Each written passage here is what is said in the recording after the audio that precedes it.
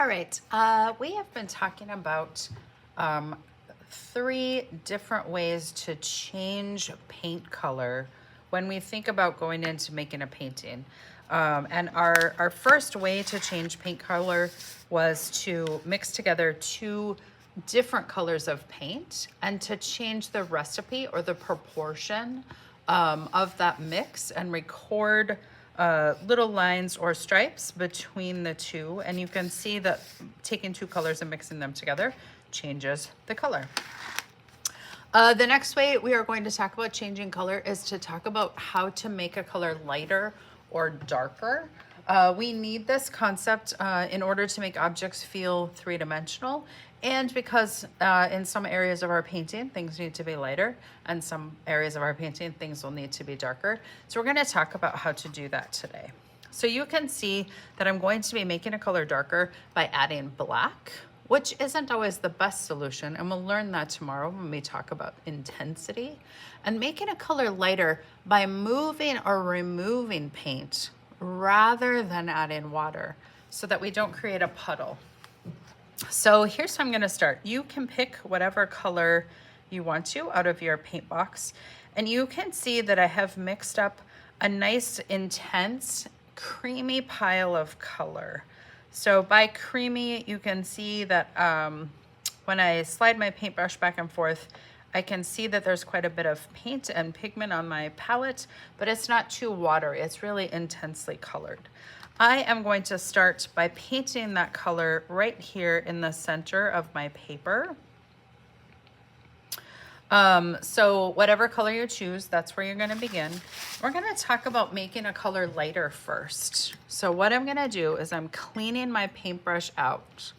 So I'm taking my water and I'm cleaning my paintbrush out, and I'm going to squeeze it so that it's pretty dry. So I have a clean, mostly dry paintbrush. And at this fresh edge of paint, I'm just gonna pull paint down. Now I see that my red got lighter, but I need it to get lighter again. So I'm going to clean my paintbrush out. I'm just gonna mark this. So I'm cleaning my paintbrush out again now, and I'm squeezing it dry again. And I'm now going to continue to pull this line forward. So you can see I'm using soft circles with my paintbrush.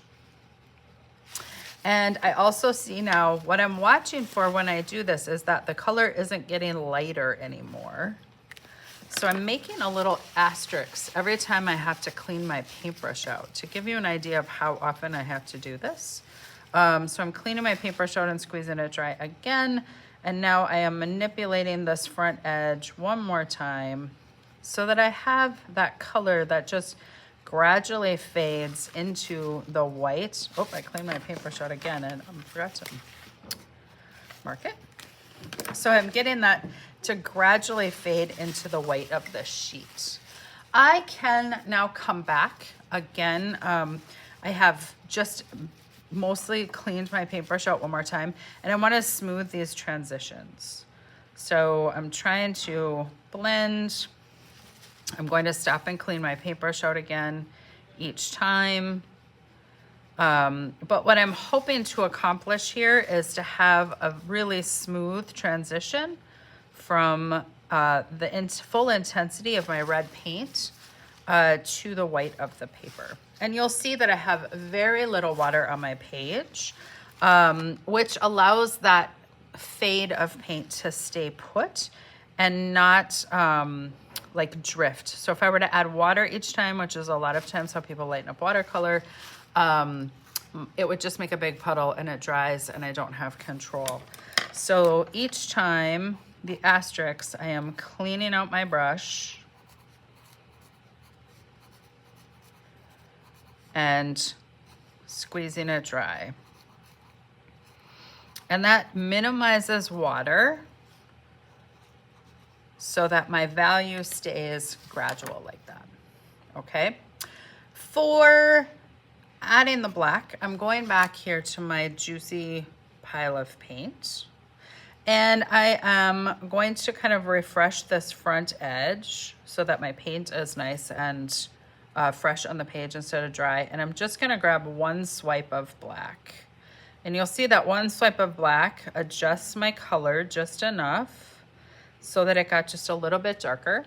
One more swipe of black, and my color got a little bit darker again. One more swipe of black. And again, I'm not adding water. I want my color to just gradually get darker. Now you'll notice that my color is also turning purple. And this has to do with the fact that black, we're using the color Payne's Gray, actually, it's not black. And Payne's Gray has quite a bit of blue pigment in it. And so blue and red, when they're mixed together, do make purple. So that's why I'm having this kind of purple effect. You can see I have a lot of paint on my paper and not a lot of water. I'm going to do the same thing again. I'm going to take my paintbrush, I'm going to clean it out, and I'm squeezing it most of the way dry because I do want to just kind of smooth these transitions, making sure, not to do what I just did. I don't want to take the black and drag it earlier on in the process. So I'm only going to smooth in one direction. And you can see I go from the white of the paper through these pinks and light reds to red and into these dark reds, adding black to change my value. You will need to practice this about 3 times to kind of get the hang of it. Change color each time so you have the experience of getting a different color. And you'll notice that I've got spaces in my sketchbook that are taped as wide as the sketchbook is, and they're about the width of my finger, so they're about a 1/2 inch. I want you to go ahead and try that 3 times.